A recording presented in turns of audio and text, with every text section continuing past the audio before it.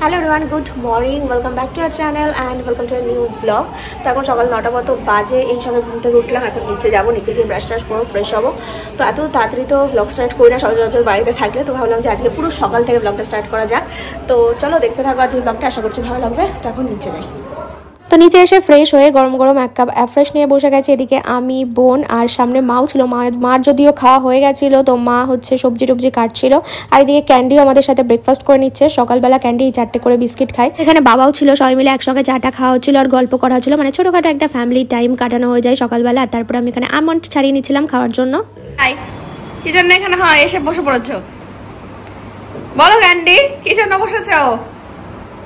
কি আছে এখানে? কি থাকে? স্টিক থাকে? স্টিক থাকে? ও এখানে স্টিক চাই তোমার? হ্যাঁ স্টিক চাই, সেই জন্য এরকম বসে পড়ছো? আচ্ছা দিচ্ছি দিচ্ছি দিচ্ছি দিচ্ছি, ঠিক আছে দিচ্ছি। তার আগে কি করতে হবে? হ্যান্ডশেক ভালো করে, হ্যাঁ ওই হাতে, হ্যাঁ হাই ফাইভ, গুড বাই। আর একটা হাতে গুড বাই। ঘোরো ঘোরো, এগিয়ে আসো। আচ্ছা দাঁড়াও, পিছিয়ে দাও পিছিয়ে দাও পিছিয়ে দাও পিছিয়ে দাও, হ্যাঁ গুড বাই। পাগল হয়ে যায় স্টিক দেখলেও, পাগল হয়ে যায়, পাগল হয়ে যায়। এ না আস্তে আস্তে ঝেড়ে খাটের ওপর, খাটের ওপর ছাড়াও আবার খায় না, নিচে বসেও খেতে পারে না। নিচে বসে এই খাবার ওর খাওয়া যায় না, ওকে খাটে বসেই খেতে হয়। ঠিক আছে, তো সকালে চাটা খেয়ে উপরের ঘরে আসলাম। আর এখন যেটা কাজ সেটা হচ্ছে বিছানাগুলো গোছাতে হবে। মানে এই বাড়িতে এসে আমাদের মেনলি দুটো কাজই থাকে আমার আর বোনের। সেটা হচ্ছে একটা ঘর গোছানো, মানে বিছানা গোছানো সকালবেলা, আর তোমার হচ্ছে ঘরটা ঝাড় দিয়ে পরিষ্কার করা, আর এই টুকটাক ফার্নিচার মোছায় না হ্যানা তেনা এই কাজগুলো, মানে উপরের কাজগুলো আমি আর বোন মিলেই করে থাকি। তো আগেও করতাম, বিয়ের আগেও এই কাজগুলোই ছিল, বিয়ের পরেও এই কাজগুলোই আছে। তো আমি আর বোন ভাগাভাগি করে নিই আর কি, হয়ে যায়। তখন এই বিছানা গুছিয়ে এগুলো এই কাজগুলো করে আমি হচ্ছে তারপরে নিচে যাবো, নিচে গিয়ে ব্রেকফাস্টটা করবো। তো এই যে এইদিকে আমার বিছানা গোছানো ডান, এই ঘরটা হয়ে গেছে। আর এইদিকে এই বিছানাটাও গোছানো হয়ে গেছে। তো আমার কাজ তো আমার কমপ্লিট হয়ে গেছে। এবার বোনের কাজ হচ্ছে ঘরটা পরিষ্কার করে ফেলা। তো সেটাও আর একটু পরে করবো, কখন করবে আমি জানি না। তো ব্রেকফাস্টে আজকে খেয়ে নিচ্ছি ঠান্ডা ঠান্ডা ছাতুর শরবত, যেটা মা খুব টেস্টি বানায়। আমিও মার মতন করেই বানানোর চেষ্টা করি, কিন্তু তবুও জানি না কেন মার মতো হয় না। আসলে মাদের হাতে একটা আলাদাই জাদু থাকে হয়তো। সকালে আমাদের একটার পর একটা খাওয়া চলতেই থাকে। তো এখন খাওয়া হবে ফল, তার জন্য এখন আমি ফল টলগুলো কেটে নেব।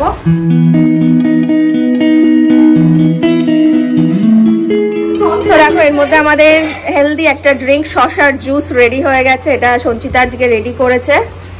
এটা মা খেতে খুবই ভালোবাসে শসার জুসটা। তো এই যে অনেক দিনের ইচ্ছা ছিল সঞ্চিতা স্ট্র দিয়ে খাবে, তো আজকে সেই জন্য খাচ্ছে। আর দেখো ক্যান্ডির মনে পড়ে গেছে যে ও স্ট্রটা খুব পছন্দের। যেই দেখেছে ও স্ট্রটা বের করা, অমনি এখানে বসে রয়েছে। কেসা লাগা? রিফ্রেশিং। মৌসুমি লেবু এরকম কাটা কাটা খেতে আমার একদমই ভালো লাগে না, যার কারণে এরকম একটু জুস করে নিচ্ছে। আর জুসটা খেতে বেশ ভালো লাগে, এক ঢোকে খেয়ে নেওয়া যায়, কিন্তু করতে খুব কষ্ট লাগে, তাও করি। ভালো কিছু খাওয়ার জন্য তো কষ্ট করতেই হবে।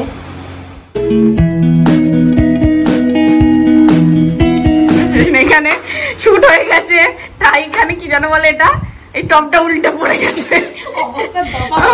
এখানে এই যে চোচা চোকলা, চারিদিকে শুধু চোকলা চোকলা চোকলা। আমাদের সমস্ত ইয়ে কি বলে এটাকে, তরমুজ কাটা হয়ে গেছে। আর এই দেখো আমার কি বলে মৌসুমী লেবুর রস করা হয়ে গেছে। এরকম করে।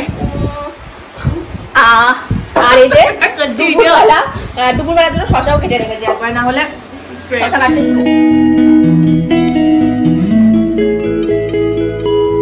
সকালে তো সমস্ত খাওয়া দাওয়া হয়ে গেল। এখন এই ওপরে আসলাম, এখন স্নানে যাবো। আজকে তাড়াতাড়ি স্নানটা করে নেবো, কারণ আছে বৃহস্পতিবার, পুজোটাও আমাকে দিতে হবে, আজকে আমি দেবো। তো তার কারণে আমি এখন তাড়াতাড়ি স্নানে যাব।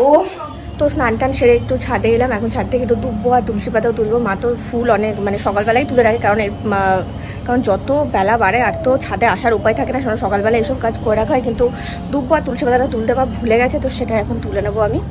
তো এখানে দেখো এই টবটাতে কি সুন্দর দুব্বো হয়েছে। এখন এই দুব্বোগুলো তুলে পুজো দেবো।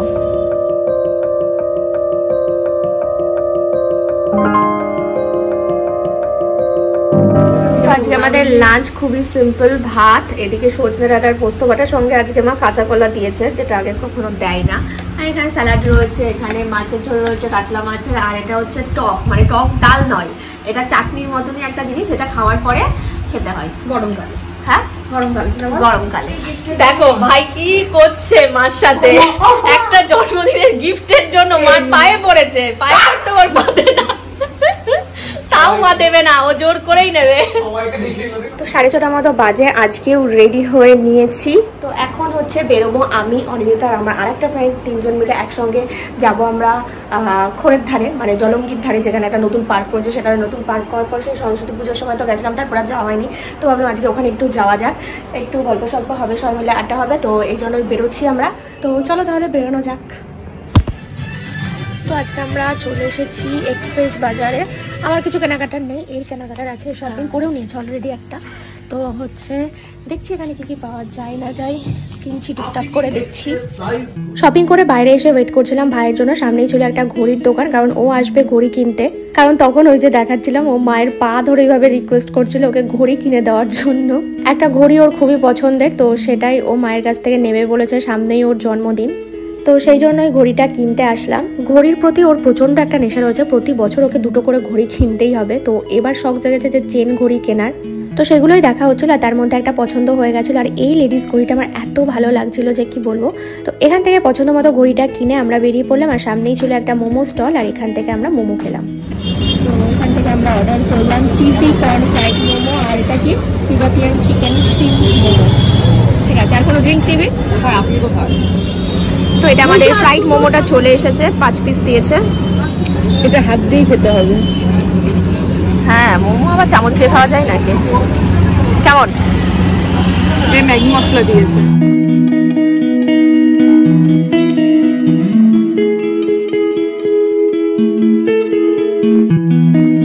তো ওই দিক থেকে ভাই তো চলে গেল বাড়িতে, আর আমি আর অনিমিতা আসলাম এখন জলঙ্গির ধারে।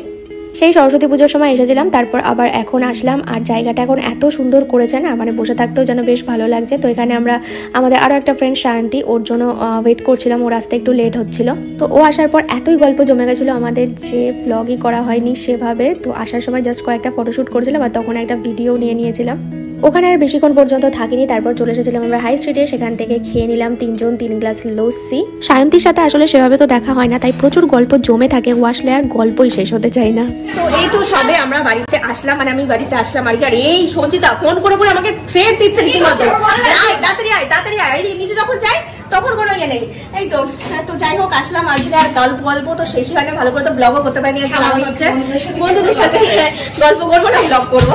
তো শান্তির সাথে তো ও তো অনেকটা লেট করে আসলো, আর সেজন্য মানে কি বলবো, গল্প আর শেষ হচ্ছিল না। তো তবুও বাড়ির থেকে এই যে এই অসভ্য মেয়েটা আমাকে ফোন করে করে ডেকে নিয়ে আসলো।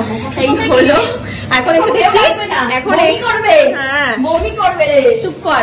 তারপরে এই এসে দেখছি যে এখন সিমুই বানাচ্ছে, আমাকে সিমুই খাওয়ানোর জন্য ওর এত তাড়া। আচ্ছা সব দেখি কি বানাচ্ছিস।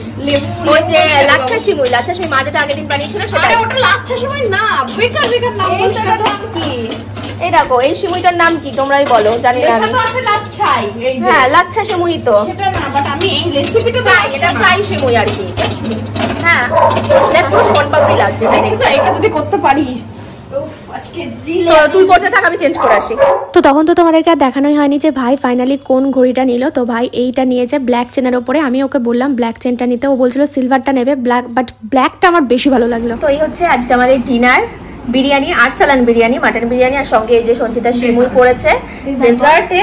তো আজকে আমরা এসিতে বসে আজকে এই ঘরে খাওয়া হবে, ওপরে খাবার দাবার সব নিয়ে আসা হচ্ছে। সঞ্চিতা অলরেডি খাওয়া শুরুও করে দিয়েছে এই যে।